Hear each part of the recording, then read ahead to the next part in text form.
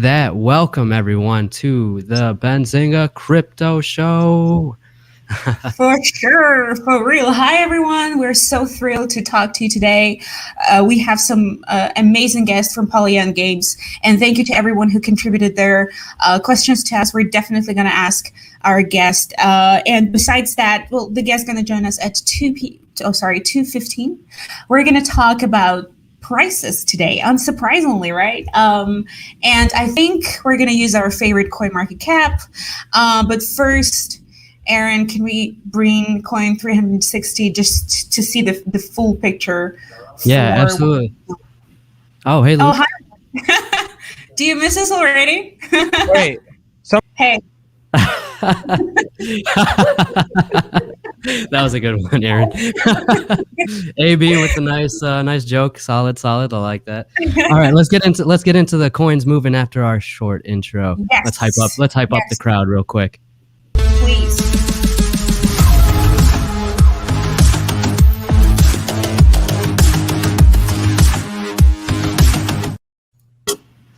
All right, and how are we looking? How are we looking? Aaron is doing magic. Boom. Oof. Boom. Well, pretty solid though. It's like I think there's more green than red, which is good. Obviously, BTC is fluctuated, as I'd love to call it, because this is what it does. Usually, we're going to talk about Dogecoin, our favorite, the one and only. My favorite. Yeah. Your favorite, yeah, for sure. Not my favorite, because you know what? I'd like to sort of address Elon Musk. Dear Elon Musk, if you're watching this, please remember that we do have solid news that we need to cover. And whenever you tweet something about Dogecoin, Bitcoin, or any other cryptocurrency, you sort of overtake everything, and we have to cover it. But then you mess up, Elon. Yeah, you're messing us up. So other companies also deserve coverage. Please let us do our job and do not tweet about cryptocurrency market for a while, please. And to that point, actually, there are so many things going on in the crypto market. I'm not sure about you guys, but it's getting really hard to keep up. There are so many projects, and there's doing so many use cases and products, and it's just like it's overwhelming to say the least. But I'd love to talk about the one and only Elon Musk, who sent Dogecoin price up in minutes by 30% again, which is not, it's not surprising, but so today, the Tesla CEO and SpaceX CEO and many other companies CEO and founder tweeted about Dogecoin, right? And I think I forgot to include that tweet. Aaron, I'm so sorry. I'm going to do this right now. Oh, you got it. Got it. Yes, so he tweeted SpaceX is going to put a literal Dogecoin on the literal moon, and I know that this is April the 1st, right? So it's not the day you definitely believe somebody, but I'm not sure if this is real or not. It might be, the April's Fool Day, but the fact that this tweet also influenced the price is actually very real. And after that, if we can put the CoinMarketCap Dogecoin page, we can see that the price has actually returned to its 6-week high. It dropped down a little bit. I saw it at about 61 cents. So it was up before we started the show. Yeah, I'm sorry. Again, this is crypto markets. Nothing. It's crypto. It's gonna move at all times, all the time, all day, every second of the day. It will move. Yeah, that's the funny thing is that whenever you write an article about something involving the price, whenever you start writing it, you're definitely going to finish editing the numbers again, depending on how much time you write this article. If it takes more than an hour, it's going to be like the entire different, I don't know, world. Solar Up and Up said, have we seen the Dogecoin beard? No. What is Dogecoin beard? No, please do. But I'm going to continue talking about Doge. So year to date, the cryptocurrency has actually returned by 1,375%. And with January's rate fueled rally accounting for the most of it. But since then, you might have seen that the coin has been a little bit down. Because, well, the one and only Elon Musk has not been tweeting about it a lot. And actually, I have a recent survey done by a UK-based cryptocurrency. That's good. I have no comment on it. That is good. Thank you for that, Solar Up and Up. So back to the recent survey by a UK-based exchange, Exmo. They asked their users and traders about the influence of Elon Musk over the meme cryptocurrency, right? And the majority of them said that they believe if Elon Musk stops tweeting about it, the coin price is gonna go down and stay that way. And only 14 they mentioned that Elon Musk is the only factor that is driving the price right now of Dogecoin. That's what I kind of feel as well. That's the only time we ever see movement is the famous or infamous Elon tweet, right? About Dogecoin, probably once a week now or once every 2 weeks, but it's coming pretty frequently. And I look forward to those tweets. I should turn on my alert for them. Yeah, I actually put again in the headlines for a reason. Whenever Elon Musk tweeted about Dogecoin again, yet again, another one. I mean, I'm gonna keep having fun with those headlines because it's actually impossible for a reporter to cover that.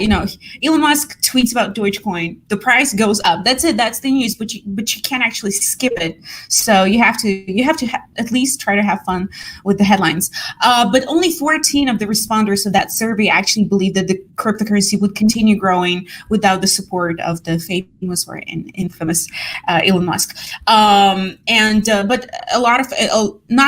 So we have the majority of the traders saying that Elon Musk is the only factor that drives the price. 14% saying that it's going to continue growing no matter what, because we still have Reddit, guys. Reddit users might also influence the price, which was the reason behind the I think the March and the February rally in the first place, right after the frenzy that we saw in January. So and just some of the users believe that this was a useless asset and everybody should forget about that. And I am quoting.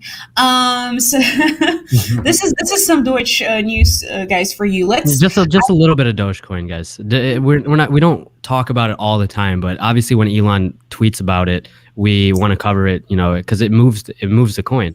That's the only time the coin has been moving is pretty much when Elon. Are you saying that because somebody's complaining in the chat? Yeah. I'm just talking to the chat here. They're asking why we're talking about Dogecoin, but I was just trying to sum it up. But we'll move on, guys. We'll move on. Yeah, so we're moving on to the 5 best performing cryptocurrencies of the first quarter, which is actually pretty great. And surprisingly, or not surprisingly, actually, it is not Bitcoin and it's not Dogecoin. So let's look at that. Obviously, we have seen. Obviously we have seen like some pretty significant and surprising gains with Bitcoin and Dogecoin this quarter. But let's talk about 5 best performing cryptocurrencies, and hopefully it will not disappoint you guys. So the first one is Content Value Network, which is CVNT, and I don't have a CoinMarketCap link for you, Aaron, because it is on CoinMarketCap, but I'm sorry. The market data is untracked. Touched my mic. I'm sorry. Market data is unfortunately untracked, but this cryptocurrency has actually soared, and please attention, a whooping 41,532% in the first quarter to about $2.96 the last time I checked that. I was just, checking on Google. That's what, if I don't have it on CoinMarketCap, where do I go, right? I don't use anything else. No, I love CoinMarketCap. This is the day when we express the love to CoinMarketCap. Molly, if you're watching this, you're doing an amazing job. I love it. The second best performing cryptocurrency of this quarter is Dent, and we do have a link for that. Dent skyrocketed by, and this is also like a whooping amount of percentage, 6,367% in the first quarter. So let's talk about this a little bit. This token is associated with the Dent Wireless, which calls itself the first digital and mobile operator. And according to a recent report from one and only Cointelegraph, there are rumors making the rounds on Reddit that Dent might partner with Tesla. Oh, sorry, not Tesla, but Tesla CEO Elon Musk, and not their famous project Starlink. So not Tesla, but Starlink. The company announced an eSIM reseller platform on Wednesday as well. And on the official website, Dent highlighted milestones, which include optimized connectivity to the Tokyo Summer Olympics, which is pretty cool, I think. Nice. So these are the second best performing cryptocurrency. The third one is Pondyx. I'm just looking at the time, so we have a couple more minutes. Pondyx, the ticker is NPXS, and it grew by 4,409% in the first quarter. This month, currently it's not on its at its best, I think, but we're just talking about the first quarter performance. So this month, the token saw a massive spike thanks to token staking, reduction, and positive sentiment surrounding the altcoin market in general. Because as I'm sure you guys know, we have talked and we have seen huge gains, not only with Bitcoin, but in the entire altcoin market. So especially with the NFTs token and DeFi tokens. So for sure, the creator and CEO of Pondyx Labs confirmed that the token reduction and staking news are actually behind the growth. The reason I'm saying that is that we very often look at, best performing assets like last time we did, and we have like top 5 best performance of the day, and we have no news, no major announcement that are obvious. So sometimes the coin is just going up. So that's why it's great to actually have a confirmation from a major executive of the company. And he also, the Pondyx CEO also confirmed that decentralized finance farming was coming soon for Pondyx. So this is not investment advice, but I have heard farming is a pretty interesting thing to do. Not investment advice. Mm-hmm. Harmony ticker is number 4 best performing cryptocurrency of the first quarter. Ticker is, it's either 1 or ONE, whatever you like. ONE, so 1, yeah. It rose by 4,166%, and currently is, actually the all-time high was, I cannot confirm it. No. All-time high was 2 cents, actually 2 cents on March 29th. So yeah. pretty recently. And there was a bit of a scandal. One of the developers called out Harmony for violating Ethereum software licenses this month, and the cryptocurrency gained mention on social media. It's actually one of the top performing articles on Benzinga about Harmony that we had. We covered this incident. Yeah, so that you can go and check it out. Just benzinga.com Harmony, and you'll see this one.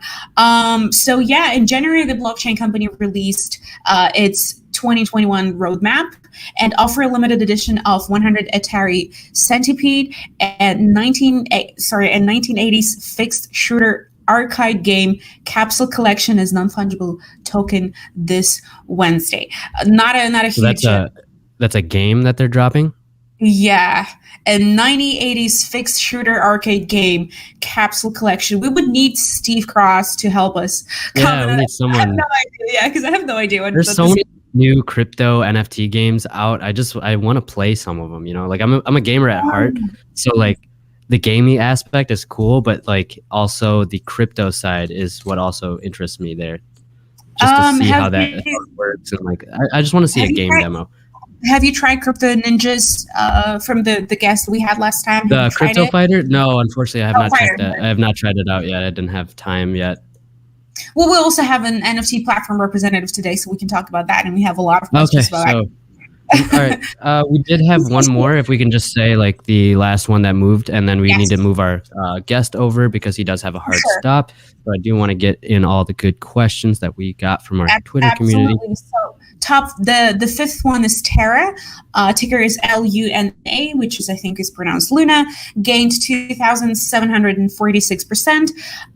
It is currently traded at $18.55. Probably a little bit different. Yeah, $18.47. I'm sorry. This month, Terra USD associated UST stablecoin saw a huge demand from Miro, Terra's synthetic asset protocol. In order to meet the demand of 80 million Luna were burned to mint 447 million UST. Burning tokens is actually something that a lot of companies are doing as promised in their roadmaps to be able to provide liquidity to the market and just keep going as a company. So yeah, do we have our guest? So guys, we do have a special guest for you. Who do we have, Catherine? As I move them over. So, co-founder and director of innovation of Polyient Games, and I'm very excited to talk to him. Hi, hello. So happy to have you. Hi, Catherine. Hi, Aaron. Can you hear me? Check it. We can hear you first. We can hear you fine. Thank you so much for finding time to talk to us today. Yeah, appreciate it. We actually did a poll on Twitter asking people to ask you questions so we can ask you them today, and we've got a pretty huge response. So, but first, like I know that your site actually says that you're an investment group focused on virtual economies. Yeah, so I give you the rundown before we dive in. Go ahead. Yeah, give us a rundown of who you are, what Polyient Games is, and what you guys do, and why we should, be focused on what you guys are up to. Sure. So Polyient itself is an investment group that deploys capital strategically, both through direct equity investments as well as token investments and liquidity allocations. So we function across verticals, but one of those main verticals that probably the subject matter of today is the NFT market. And so back in early 2020, we launched Polyient Games, which is really the first major decentralized ecosystem that's bringing together a lot of cool innovations related focus on the NFT asset class in both the gaming and DeFi verticals. So we have our own little cool token economy, exploratory token economy within Polyient Games, in addition to a number of innovations that we put out relative to fractionalization of NFTs. We have the Polyient DEX, which is an in-game currency decentralized exchange. And ultimately what we're building towards at Polyient is the Polyient Network, which is a data oracle play focused on live and predictive pricing for the NFT asset class, which we believe will pave the way for a new generation of synthetic assets that it will enable much more efficient liquidity and on-ramps of capital into this asset class. So we're doing a lot of cool things related to NFTs. We're highly focused on this as a true alternative digital asset. And obviously we're in a very big hype cycle right now, and we're looking ahead and seeing these assets as the utility tokens of the high potential that they can bring. So right now very much collectibles, art, a lot of cool headlines, but the next iteration really is going to be utility, how you can use NFTs and DeFi, and ultimately how you can extract liquidity and capital from your assets without having to sell them in an auction model. I was actually going to say what do you mean by ecosystem, but you've just answered. So you have your own token, right? That sort of saw a pretty huge surge this month, right? Yeah, so we kicked off the Polyient Games ecosystem with really a unique approach to token economy launch with the Polyient Games Founders Key. So this is an ERC 721 NFT that enables access in terms of membership as well as continuous rewards as it relates to NFT rewards. And now the progression that we have is a fungible token reward that is produced from it. So it's this first major utility NFT, and it's currently the highest traded of all time of all utility NFTs. So very cool. And that was the backbone for this larger ecosystem that we've built, in addition to introducing a governance token called PGT, which I think is what you're referring to today.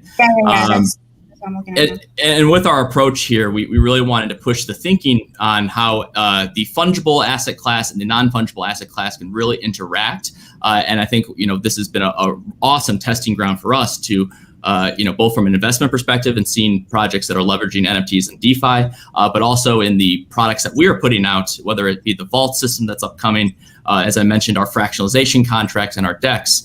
ultimately feeding into the innovations that we hope to bring with our larger network play. That's pretty great, actually. Pretty great explanation, but you've mentioned that you're also an investment group and ecosystem together, right? But you coexist. Right. These are two different directions. Right. Yeah. So the parent company, you can think of it as Polyient, and so this is the investment arm. We have a capital division that deploys capital, again across direct equity investments and token investments, and then we have our internal innovation engine via the Polyient Games ecosystem, where we're putting out our own products. We're engaging with the community. We're really rolling up our sleeves and seeing where this market is going. Because ultimately, if you want to invest efficiently in an emerging asset class that is highly inefficient, there's very little data, and is ultimately illiquid, you really need to participate in it actively to understand where it's going. Have you already invested in some names that you can share with us? Yeah, I mean we're equity investors in groups like Blockade Games, for instance, the team behind Neon District. I think the biggest press the last cycle has been the purchase of the Citadel the Sun, NFT for the Gala Games universe. This is the upcoming Miranda's title. So that was an $800,000 NFT purchase, and so our focus right now is really looking at how we as an investment group can embed in the metaverse layer.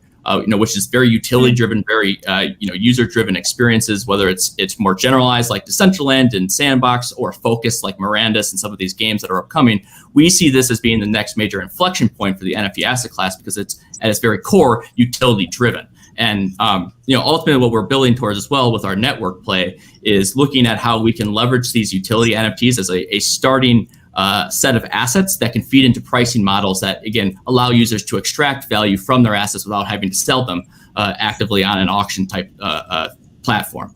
And so you can think of this hybrid system that we have enables us to be very efficient as investors, where we have very awesome and top tier deal flow from the groups that we interact with, and that what we learn there and the innovations and capital we can deploy there ultimately feeds into the various products that we put out. And so it's a circular cycle here that ultimately we see as being the ideal model for any investment group that wants to participate in this emerging, metaverse type of layer, if you will.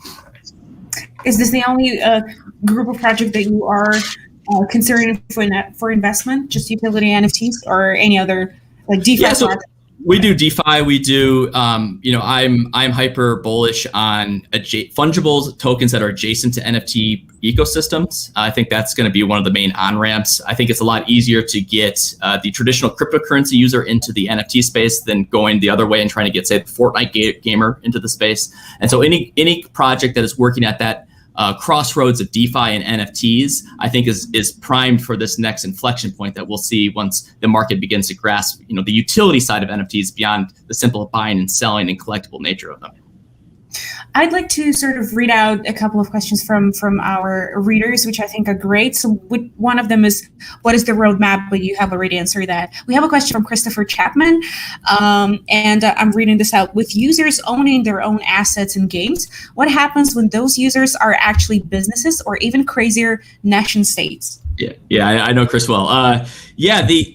Ultimately what we're moving towards is this system where businesses, groups like us, nation states, perhaps one day, are making the shift into this digital metaverse layer. The whole human experience is moving digital, and it's being accelerated, honestly, by this, the current COVID environment that we have. So how we work, how we play, how we game, how we interact is all going, digital, and NFTs, ultimately are going to become a form of currency, a form of interaction that will drive those experiences. And so, we're one of the first major investment groups to make these types of purchases at the metaverse layer. But, I think it's only going to accelerate from here. And ultimately, there's been, some good pioneers in the space as it relates to land and how these assets can actually generate value for the holders of them.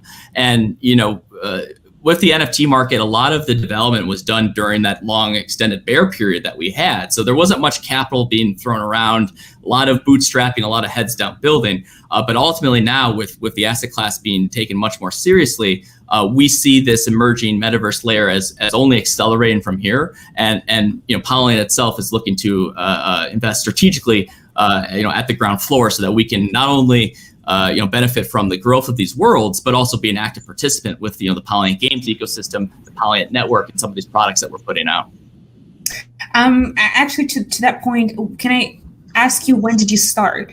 Because is this something that you were actually pursuing as a business model and as a product, or you're just pivoted on the way? Right. So I've personally been in the NFT space since its inception. So I've watched how, as I mentioned, there's my cat. As I mentioned, through the various growth phases during the bear market, understanding really what it takes to build sustainable token economies that can weather, downturns, right?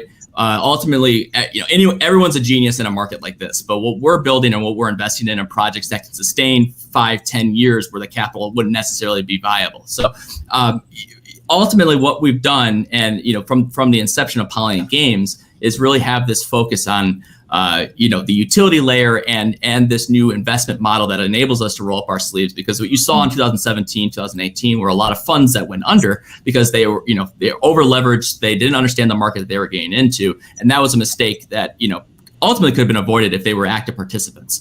And that's really what we see the value of the Polyient Games ecosystem being for us, is that ability to participate at that level and add value. We want to be the capital relay point for all the major metaverses, right? Our Polyient DEX, we want to be the main place where you can go and buy and sell in-game currencies and adjacent NFT adjacent fungible tokens, right? That in itself right there is a massive value add that we hope to bring, and that's not even counting what we hope to do with bringing pricing and real-time models of value models, appraisal models into the asset class to unlock this new level of DeFi type products. So ultimately, our investment activities are very strategic. We want to work with partners that add value to what we're developing internally, but at the same time, we want to, give the right capital to the right teams that can really flourish with it to advance the space, because it's going to have lots of ups and downs, but ultimately, NFTs are here to stay. And once utility comes into the mix, it's going to be a whole new paradigm that I think is going to really turn some heads.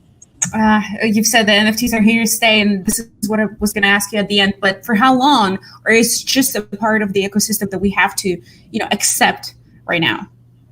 I think we're in terms of the current cycle for the asset class, I think we're at pretty much a peak, right? The current values of some of these sales, it's really subjectively driven. The market, it's again. I'll keep going back to this idea of needing more efficient pricing models. But what we're going to see is, just like any emerging asset class, we're going to see these rapid periods of growth and contractions. And back in September, we saw that initially on the back of the DeFi summer. A lot of people were a lot of winners out of that. And they looked at, what's the next thing? And so NFTs were the natural progression. So in September, we saw a spike in interest in NFTs. Things went down a bit. Bitcoin started to surge. Again, Bitcoin surges, alt surge, DeFi surge, NFTs surge. So you can predict this stuff from, that's happening. But each cycle that we're seeing more utility come into the mix. And I think that's the major game changer that ultimately is going to, come to a head at the metaverse level, at the DeFi level, and at the liquidity extraction level via index tokens, fractionalization, things like that. And that's what's going to create a sustainable market that can actually grow, because just by the very nature of the NFTs as being non-fungible, pricing is highly inefficient, and we've essentially been stepping on our own feet trying to get this market off the ground, because it's there's so much working against us. And so at Polyient, we really hope to invest and create the infrastructure to really see this through. And I have to run, unfortunately, but I was going to say, you did say you had a hard stop at 2:30. Yeah, but I appreciate this, and I think happy to jump on here at a later time in the next cycle when things have blown up even more. Yeah, 100%. Thank you so much for joining us, Craig. Oh, go ahead, finish your thought, Catherine. I'm going to follow up with questions, because I do have this active market participant system questions and synthetic value to the ecosystem. I'm just going to follow up with questions, so hopefully we'll have an article about this as well. Yeah, absolutely. Happy to answer things anytime. Thank you so much. Thanks for having me. Thank you so much, Craig, for joining us. We'll stay in touch. Alrighty. So many Catherine, questions, so little time. Well, unfortunately, we did have to cut that short. He did have to run. But we can. Yeah. So unfortunately, guys, talking to the chat here, biotech is not happening today. So we're just going to we can run a little bit longer, so we can cover, a few more news items if you'd like, Catherine. And then if you got to go, we have, slated, we have the guys. We might just have, just a quick producer hangout, right? You guys can hang out with all the producers of Benzinga TV, all of our content. It's going to be me. It's going to be producer AB, producer Spencer. Mitch is going to be here. Rohan's going to be here. It's going to be a party. It's going to be a fun time. Guys, stick around. It's going to be good. So are you saying goodbye, or can I say just a couple? No, we still got some time. No worries. Okay, so he actually brought a pretty great idea about active market participants, and we had ICOs in place in 2017, and I guess what he's trying to say, by bringing more utility and getting more market participant involved, we're not going to have the same damage and the same sort of bubble that we had. And this is a pretty great idea, and I'd really love to talk to him about it, but a little bit later. And well, there are a lot of news, actually a lot of headlines, but the one that I'd love to share with you guys is that Snoop Dogg is releasing his first NFT collection tomorrow. So you can still participate and you can still acquire it. He's going to use a crypto.com platform, and his collection will be titled A Journey with the Dog. And it is inspired by Snoop's memories from his early years and the widespread. I feel like you could have named that something a little bit better, something funnier. You know? Think? It's all about branding with this a little bit. It's a lot of branding. So it's like you can say something that catches someone's eye, or it sticks with them in their ears. I feel like you got something good there. Well, a journey with the with the dog as a DOGG. I mean, his name, so it's probably that's the only way. That's the only way to spell dog. And it consists of 8 original pieces of art, an original music track called NFT, and a limited edition Snoop Dogg coins. Yes. So again, tomorrow on crypto.com, if you want to participate, you can do it. And actually, Aaron, if you click on the last tweet that I sent in our chat, we can see a 10 or 15-second intro to his collection. Let's do it. Yeah. Give me 1 second. Let me pull it up here. Yeah. Where did I throw it? Where did I put it? Oh my gosh. I'm so sorry, everyone. I'm so all over the place right now. In the chat, in our chat. In our chat. Oh, see, I told you, I'm all over the place. Yeah. And alrighty, and then let me get it up here. Add to stream. Yeah, let's do it.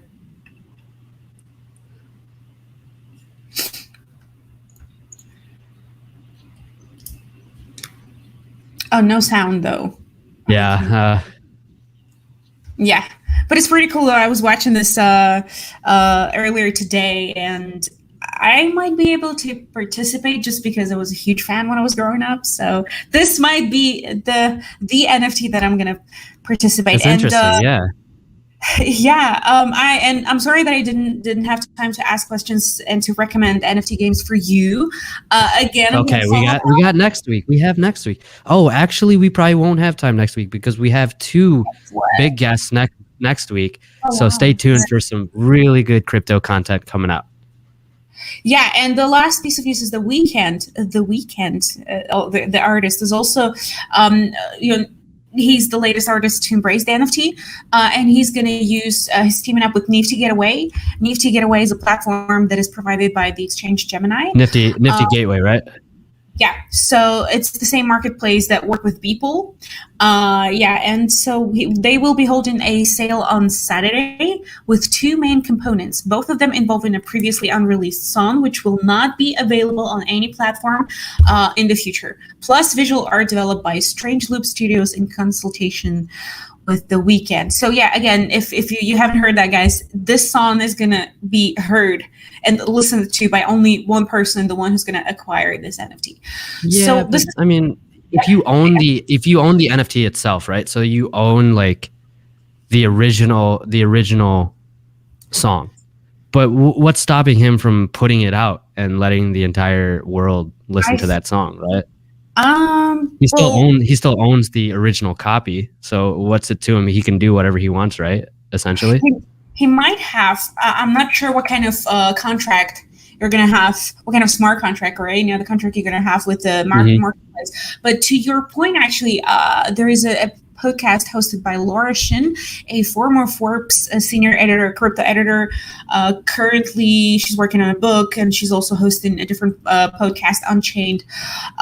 So she was talking to different lawyers to bring this up in terms of what you actually, what kind of thing you actually own when you buy NFT. And so legal advisors were very cautious and said that you actually own just the digital piece of that. You don't own the physical thing. You don't have any rights on physical things, and you just own, basically you own a token, a physically non-existent token. So you have to be very careful with how you distributed that. There might be several limitations to that. And the SEC Commissioner Hester Pierce, which is also called the Crypto Mom, she's a crypto enthusiast and very welcomed in the crypto space because she is the one, pushing the Bitcoin ETF agenda and other cryptocurrency related regulations, pro-cryptocurrency related regulations in the SEC. She said that, again, I mean, I've mentioned that before, but I'm not the SEC commissioner.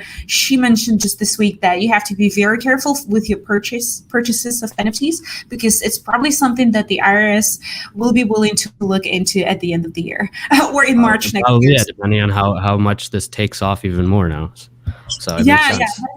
Yeah, I mean, be very careful about how you buy it. Just always be cautious about everything you buy and spend, right?